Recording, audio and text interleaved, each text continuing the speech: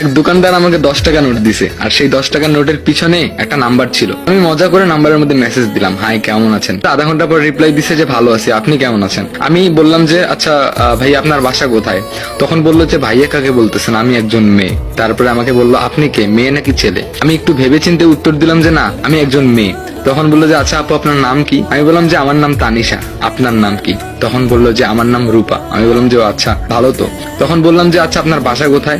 সঙ্গে সঙ্গে বললো আমার বাসা রংপুরে। রংপুর কোথায় আপু।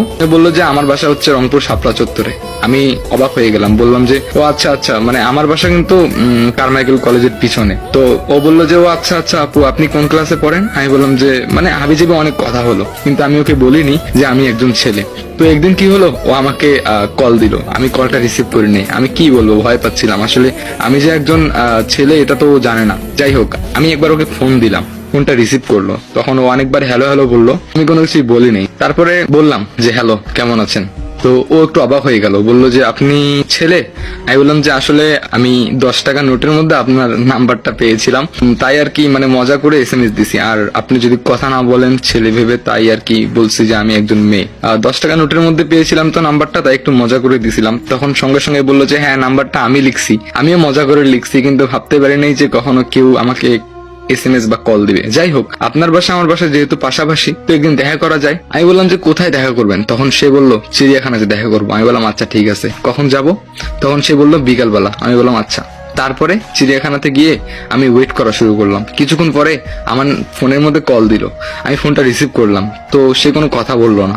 তারপরে ফোনটা কেটে দিল। আবার ফোন দিলাম কয়েকবার, বাট কোনো রেসপন্স পাই নাই। তারপরে আমি আর কি করলাম, ওখান থেকে চলে গেলাম। এরপরে বাসায় যাওয়ার পর সে আবার ফোন দিছে, আমি রিসিভ করলাম। বললাম যে আপনি এটা কি করলেন, আসার কথা বলে আসলেন না, চলে গেলেন। তখন সে বলল যে আমি আপনাকে কিন্তু দেখছি। আমি বললাম আপনি আমাকে দেখছেন, তবে আমারও তো আপনাকে দেখা উচিত তাই না। কথা বলতাম, দুজন পরিচয় হতাম, আরো ভালো লাগতো সামনাসামনি কথা বললে।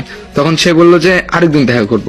আমি অবাক হয়ে গেলাম, কি রে ভাই, আমাকে দেখে চলে গেল, অথচ আমি দেখলাম না। তারপর আরেকদিন দেখা করার প্ল্যান করলাম। আমি বললাম যে আচ্ছা ঠিক আছে, এবার যেহেতু আপনি আমাকে দেখছেন আমি আপনাকে দেখিনি, তো এবার আমিও আপনাকে দেখবো, আপনিও আমাকে দেখবেন। বলেন এবার কোথায় দেখা করব। তখন সে বলল চলো এবার চিকলি বিলে যাই। আমি বললাম যে ও আচ্ছা চিকলি বিলে, ঠিক আছে ডান। তারপরে আমরা শুক্রবারে দেখা করার প্ল্যান করলাম। কিন্তু আমার যতটা আনন্দ হচ্ছে তার থেকে একটু বেশি ভয় হচ্ছে, কারণ আমার পকেট ফাঁকা। আর চিকলি বিলে ঢুকলে শুধু টাকাই টাকা। কোনো মতে ফ্রেন্ডের কাছে ধার ধুর কইরা চিকলি বিলের সামনে যা দাঁড়িয়েছিলাম। একটু পরে ম্যাডাম আসলো, আয়শা বলল কি অবস্থা, ভালো আছেন। আমি বললাম যে ও তাহলে আপনি।